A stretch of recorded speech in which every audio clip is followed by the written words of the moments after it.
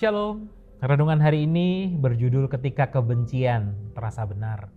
Saya membaca dari Roma pasal 12 ayat 19, bunyinya demikian, pembalasan itu adalah hakku, firman Tuhan. Malam itu, mungkin saudara mereply lagi percakapan yang ada terjadi di kepala. Ada kalimat-kalimat yang melukai, saudara mungkin teringat akan pengkhianatan, saudara ingat ada chat yang tidak pernah dibalas.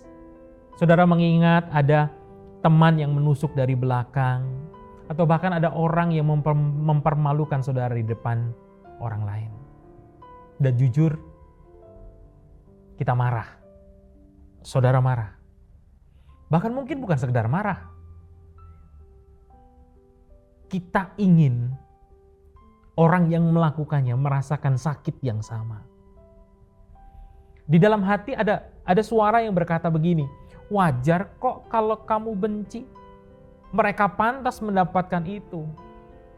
Kan aku cuma membela diri. Dan seolah-olah kebencian-kebencian itu terasa benar.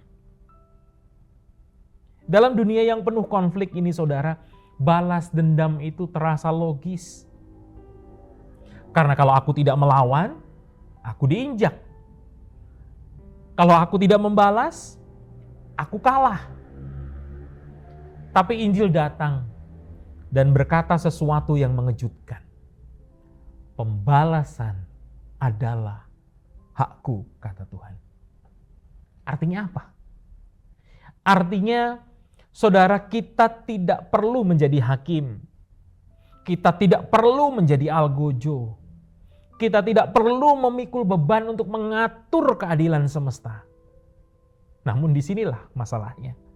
Kebencian itu sering menjadi berhala. Berhala keadilan versi kita sendiri. Berhala harga diri yang terluka. Berhala kontrol. Kita mungkin berkata bahwa kita hanya menginginkan keadilan. Padahal yang sering kali yang kita inginkan adalah kita ingin mereka menderita.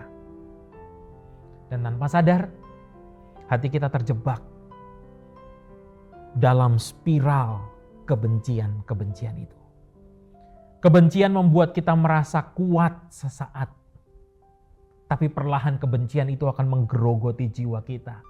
Kebencian itu mencuri damai. Kebencian itu merusak relasi. Kebencian itu mengubah kita menjadi pribadi yang pahit. Inilah yang menjadi musuh Injil di hati kita. Dan ada dua jalan yang seringkali kita ambil. Kita berkata bahwa aku benar, mereka salah. Aku pantas marah terhadap mereka.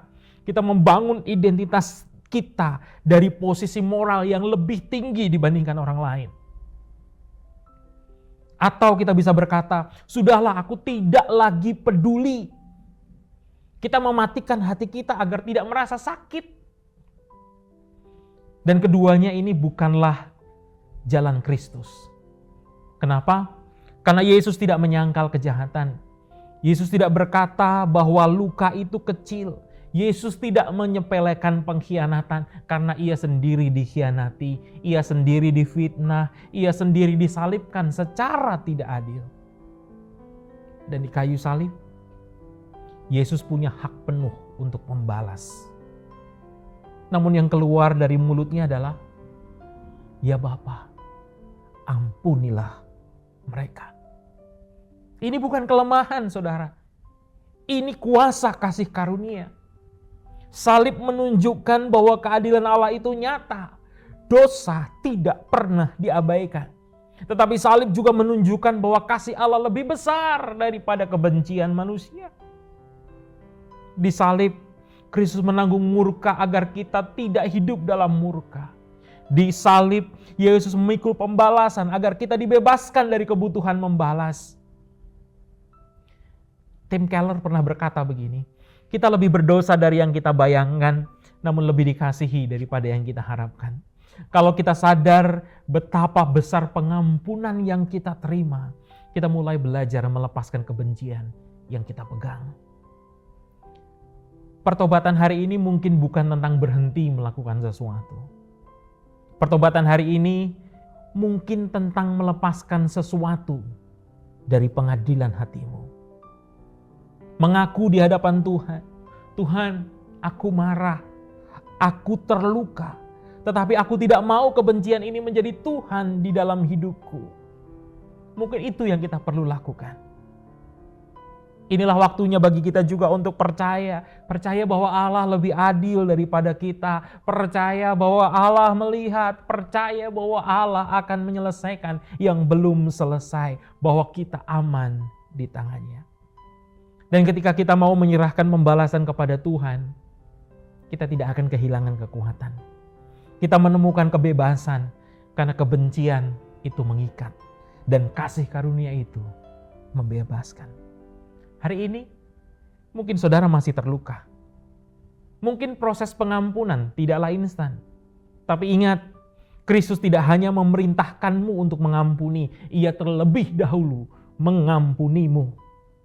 Dan di dalam Dia, kamu tidak perlu lagi hidup sebagai orang-orang yang pahit. Kamu bisa hidup sebagai orang yang ditebus. Tuhan memberkati.